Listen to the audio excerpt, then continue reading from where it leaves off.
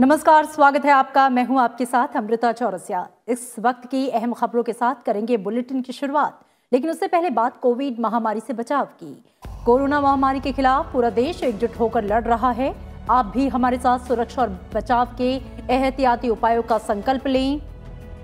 अपना मास्क अच्छी तरह से पहनें, 2 गज की दूरी का पालन करें, सुरक्षित दूरी बनाए रखें, साथ ही हाथों को बार बार धोएं।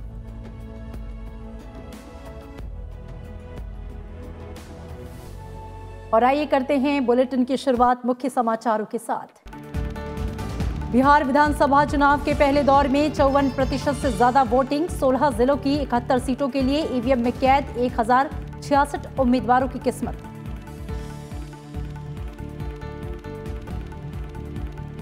प्रधानमंत्री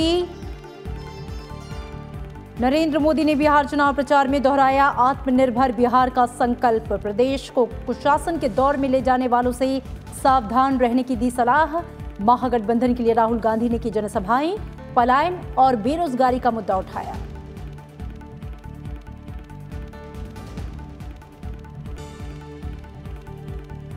देश की सेना को लगातार मजबूत कर रही है सरकार। रक्षा मंत्री राजनाथ सिंह ने सैन्य कमांडरों के सम्मेलन को किया संबोधित। कहा, मुश्किल परिस्थितियों को सेना ने बेहतरीन ढंग से संभाला।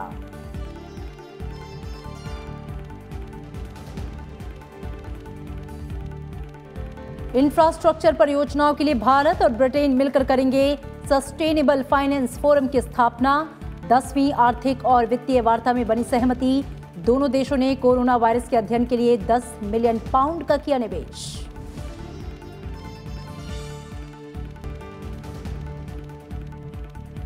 और कोरोना के खिलाफ जंग में भारत ने हासिल की महत्वपूर्ण सफलता। करीब 91% हुई कोविड से स्वस्थ होने की दर। पिछले 24 घंटे में 58,000 से ज्यादा मरीजों ने कोरोना को दी मात।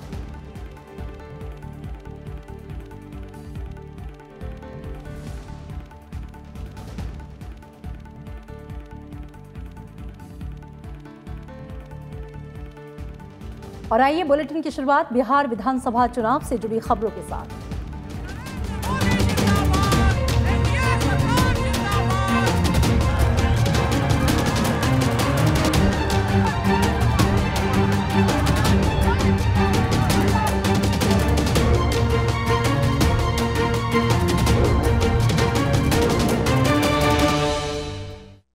बिहार विधानसभा चुनाव के पहले दौर का मतदान आज पूरा हो गया। पहले चरण की 71 सीटों के लिए 54% से अधिक मतदान हुआ। कोरोना संकट के बीच हुए इस मतदान के दौरान कोविड-19 प्रोटोकॉल का पूरा ध्यान रखा गया।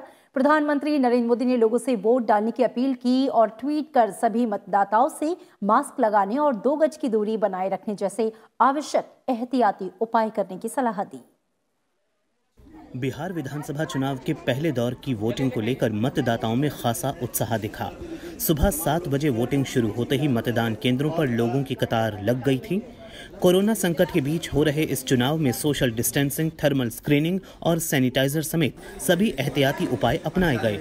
चुनाव आयोग के मुताबिक कड़ी सुरक्षा के बीच पहले दौर का चुनाव शांतिपूर्ण तरीके से पूरा हो गया। The postal ballot facility was provided to the voters who are 80 plus and also to persons with disability, and large number of such category of people they chose to take postal ballot and vote through the postal ballot. Not only the electoral machinery made a very good arrangement, but also the voters at large followed the discipline and they abided all the rules and regulations related to COVID. अब तक हम लोग का जो अनुमानित मतदान प्रतिशत है वो 53.87%। आप बोल सकते हैं लगभग 54% हमारा आज मतदान हुआ है, लेकिन ये अनुमानित फिगर है। पहले दौर में आने वाली विधानसभा सीटों में कई दिग्गज नेताओं और उम्मीदवारों ने मतदान किया और मतदाताओं से अपने अधिकार का उपयोग करने की अपील की। युवाओं और महिलाओं के साथ बुजुर्गों ने भी मतदान में बढ़ चढ़कर हिस्सा लिया। मतदाताओं ने कहा कि बिहार के विकास और बेहतर भविष्य के लिए उन्होंने वोट किया है। पहले दौर के मतदान के खत्म होने के साथ ही 1066 प्रत्याशियों की किस्मत ईवीएम में बंद हो गई है। बिहार में 3 चरण में विधानसभा चुनाव हो रहे हैं। मतगणना 10 नवंबर को होगी। प्रधानमंत्री नरेंद्र मोदी ने आज बिहार में एक के बाद एक 3 रैलियां की। अपने भाषण में उन्होंने कहा कि बिहार की जनता ने एक बार फिर उन लोगों को हराने का इरादा बना लिया है जो राज्य में जंगल राज लाए थे और बिहार को लूटा था। साथ ही आत्मनिर्भर बिहार के लिए एनडीए को वोट करने की अपील की। प्रधानमंत्री नरेंद्र मोदी ने कहा कि बीते 1.5 दशक में बिहार ने नीतीश कुमार की अगुवाई में कुशासन से सुशासन की तरफ कदम मजबूती से बढ़ाए हैं। लोगों के समर्थन से आत्मनिर्भर बिहार का लक्ष्य तेजी से पूरा कर पाएंगे। प्रधानमंत्री नरेंद्र मोदी ने बुधवार को दूसरे दौर के चुनाव के लिए बिहार के दरभंगा, मुजफ्फरपुर और पटना में चुनावी रैली को संबोधित किया।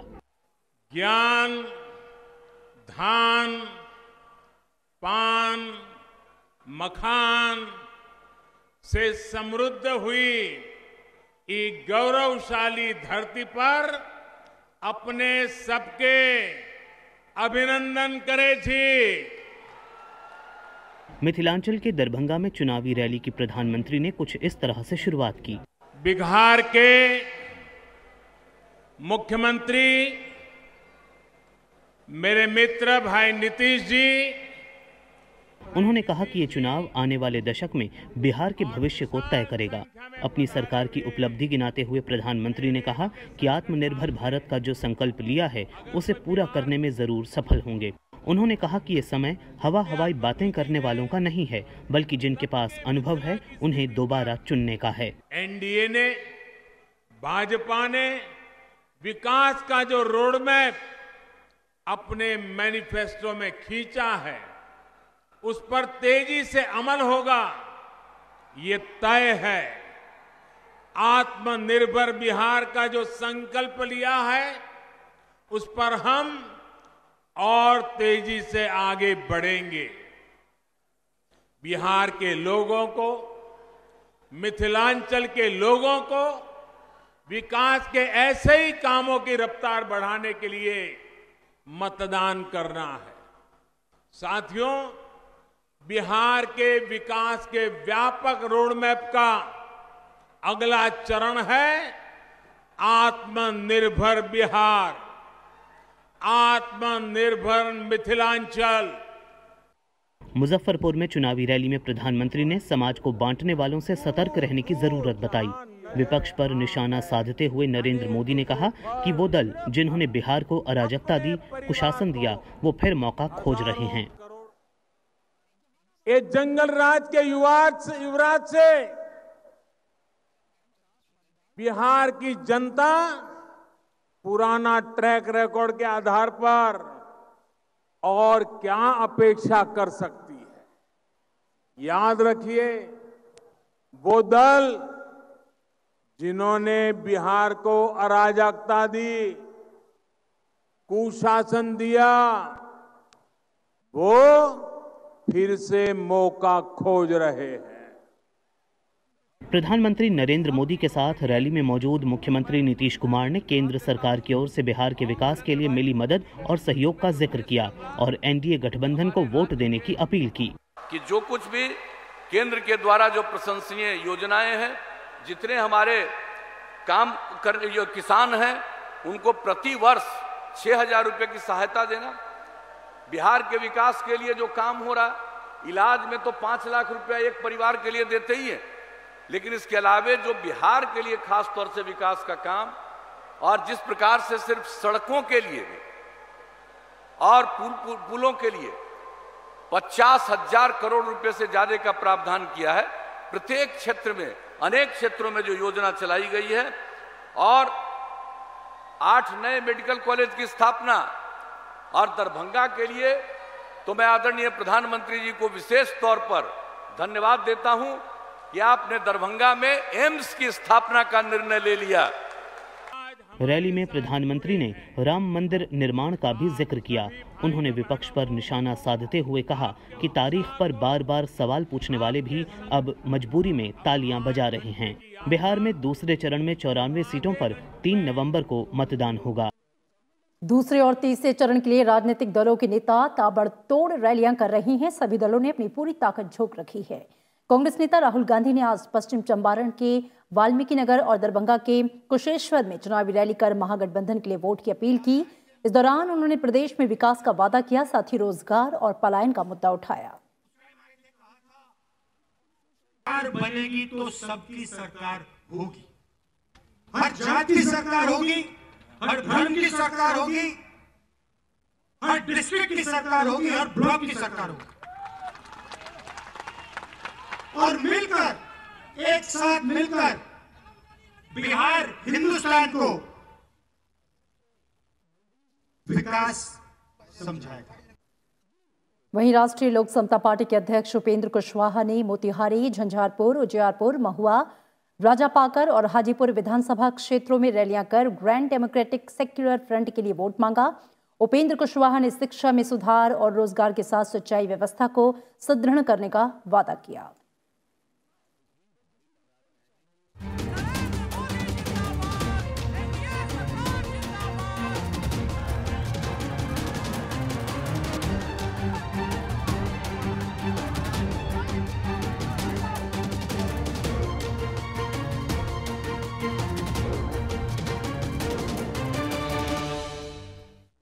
उत्तर प्रदेश से 10 राज्यसभा सीट के लिए होने वाले चुनाव से पहले सियासी हलचल तेज हो गई है। आज इन उम्मीदवारों के नामांकन पत्रों की जांच की गई। 2 नवंबर तक नाम वापस लिए जा सकते हैं। उत्तर प्रदेश में 10 सीटों के लिए कुल 11 पर्चे दाखिल किए गए। ऐसे में नाम वापसी के बाद ही पूरी तरह से स्थिति साफ हो सकेगी कि वोटिंग होगी या नहीं। मतदान की स्थिति आने पर 9 नवंबर को सुबह 9 से शाम 4 बजे तक वोट डाले जाएंगे और उसी दिन शाम 5 बजे मतगणना होगी।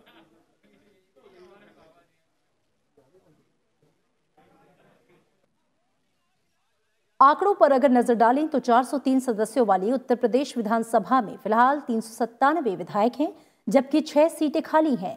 395 सदस्यों में से बीजेपी के पास 306, समाजवादी पार्टी के पास 48, बीएसपी के पास 18, अपना दल के पास 9, कांग्रेस के पास 7 और ओम प्रकाश राजभर की सुहेल देव भारतीय समाज पार्टी के पास 4 विधायक हैं। बाकी 5 विधायकों में 4 निर्दलीय और 1 निषाद पार्टी से है। मौजूदा गणित के अनुसार बीजेपी अपनी 8 सीटों पर आसानी से जीत दर्ज कर सकती है, जबकि 1 सीट पर समाजवादी पार्टी जीत दर्ज कर सकती है। ऐसे में बीएसपी उम्मीदवार रामजी गौतम और निर्दलीय प्रत्याशी प्रकाश बजाज के बीच मुकाबला हो सकता है। वहीं उत्तराखंड से एक राज्यसभा सीट के लिए बीजेपी उम्मीदवार नरेश बंसल को निर्विरोध चुना जाना लगभग तय है। प्रदेश में बीजेपी के सिवा किसी अन्य दल ने कोई उम्मीदवार मैदान में नहीं उतारा। फिलहाल इस सीट पर कांग्रेस के राज बब्बर राज्यसभा सदस्य हैं। राज बब्बर का कार्यकाल 25 नवंबर को समाप्त हो रहा है।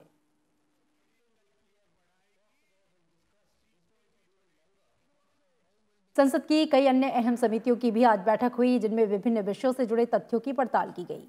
संसद की परिवहन, पर्यटन और संस्कृति संबंधी स्थायी समिति की आज बैठक हुई। इस दौरान जहाजरानी मंत्रालय के अधिकारियों ने पोर्ट में ड्रेजिंग और क्रूज टर्मिनल की वर्तमान स्थिति से संबंधित विभिन्न पहलुओं पर समिति को जानकारी दी। समिति 2020-21 के दौरान पड़ताल के लिए विभिन्न विषयों का चयन कर चुकी है। इसमें भारत के समुद्री क्षेत्र में इंफ्रास्ट्रक्चर को बढ़ावा देना और देश में पर्यटन स्थलों की क्षमता, कनेक्टिविटी भी शामिल है। समिति कोरोना की वजह से परिवहन क्षेत्र पर पड़े असर की पड़ताल कर रही है। संसद की याचिका समिति ने भी आज अहम बैठक की। इस दौरान पश्चिम बंगाल और झारखंड में कोयला खदानों की जर्जर हालत के बारे में चर्चा की गई। समिति के समक्ष कोयला मंत्रालय के प्रतिनिधियों के मौखिक साक्ष्य भी लिए गए। समिति ने अगस्त 2020 के तीसरे हफ्ते से अलग अलग लोगों से मिले सुझावों की समीक्षा की। विदेश मामलों की संसदीय समिति ने भी आज बैठक की। इंडिया सॉफ्ट पावर और कल्चरल डिप्लोमेसी की संभावनाओं और सीमाओं पर विदेश मंत्रालय और संस्कृति मंत्रालय के प्रतिनिधियों के मौखिक साक्ष्य पर समिति ने विचार किया। सॉफ्ट पावर टर्म का इस्तेमाल विदेश नीति के उद्देश्यों और प्राथमिकताओं में सुधार के लिए इस्तेमाल किया जाता है, जिससे देश की विदेश नीति और अधिक प्रभावी बने।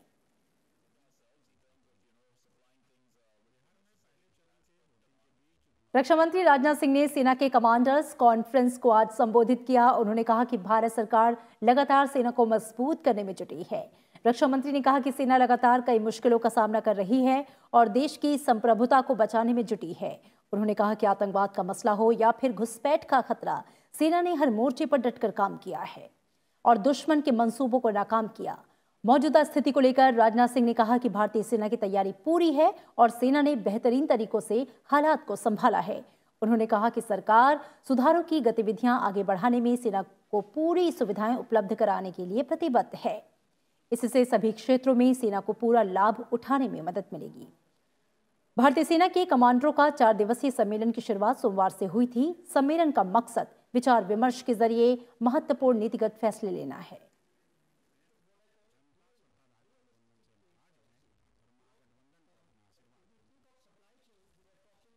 देश में कोविड-19 से स्वस्थ होने की दर 90.85% हो गई और इसके साथ ही कोविड-19 महामारी से स्वस्थ लोगों की संख्या करीब 72,60,000 हो गई। देश में कोविड से स्वस्थ लोगों की संख्या इलाज करा रहे मरीजों से करीब 12 गुना हो गई है। पिछले 24 घंटे में करीब 59,000 रोगी ठीक हुए। इस दौरान करीब 44,000 लोगों में संक्रमण की पुष्टि हुई। रोजाना स्वस्थ हो रहे लोगों की संख्या बढ़ने और मृत्यु दर कम बनी रहने के कारण भारत में कोविड मरीजों की संख्या कम करने में मदद मिली है। पिछले 24 घंटे में देश में 58,439 मरीज कोरोना को मात देकर ठीक हुए। इसके साथ 72,59,509 लोग इलाज कराकर स्वस्थ हो चुके हैं। इस समय 6,10,803 मरीजों का इलाज चल रहा है, जो कुल संक्रमित लोगों का करीब 7.64% है। बीते एक दिन में 43,893 नए मामले सामने आए हैं। अब तक कोरोना के कुल मामले 79,90,322 हो गए हैं। इस समय देश में कोरोना से मृत्यु दर 1.50% है। पिछले 24 घंटे में 508 लोगों की मृत्यु हुई, जिनमें से लगभग 80% 10 राज्यों और केंद्र शासित प्रदेशों में हैं। देश में अब तक 1,20,000 से अधिक लोगों की कोरोना वायरस की वजह से मौत हो चुकी है। वहीं पिछले 24 घंटे में 10,66,000 से अधिक कोविड जांच की गई। अब तक लगभग 10,55,00,000 जांच की जा चुकी है। भारत और बांग्लादेश के बीच विमान संपर्क आज फिर से शुरू हो गया। दोनों देशों के बीच एयर बबल समझौते के तहत ढाका से 2 उड़ानें रवाना हुई। ढाका में भारतीय उच्चायुक्त विक्रम दोरइस्वामी और बांग्लादेश के नागरिक उड्डयन प्राधिकरण के अध्यक्ष एयर वाइस मार्शल मफीदुर रहमान ने इस सेवा का उद्घाटन किया। कोरोना संक्रमण की वजह से दोनों देशों के बीच करीब 8 महीने के बाद उड़ान सेवाएं फिर से बहाल हुई हैं। एयर बबल समझौते के तहत हफ्ते में 28 उड़ानें बांग्लादेश से और 28 भारत से संचालित होंगी। बांग्लादेशी एयरलाइंस की उड़ानें ढाका से दिल्ली, कोलकाता और चेन्नई आएंगी, जबकि भारतीय उड़ानें दिल्ली, कोलकाता, चेन्नई और मुंबई से ढाका जाएंगी।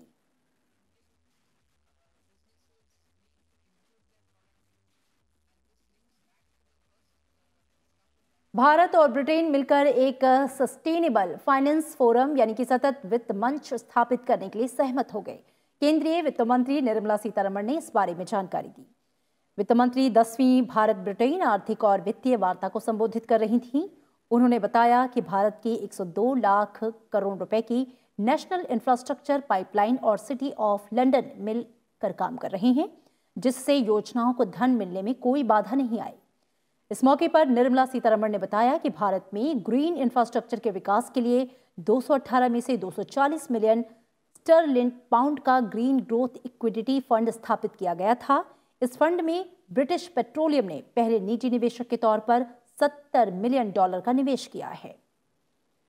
कोरोना महामारी पर बात करते हुए वित्त मंत्री ने कहा कि भारत और ब्रिटेन की ओर से कोरोना वायरस से निपटने का अनुभव साझा करना, अपनी घरेलू प्राथमिकताएं तय करना और आर्थिक उत्थान की नीतियों भविष्य में बेहतर परिणाम दे सकता है। निर्मला सीतारमण ने बताया कि कोरोना वायरस की शक्ति और प्रभाव का पता लगाने के लिए दोनों देशों ने मिलकर 10 मिलियन पाउंड का निवेश किया है।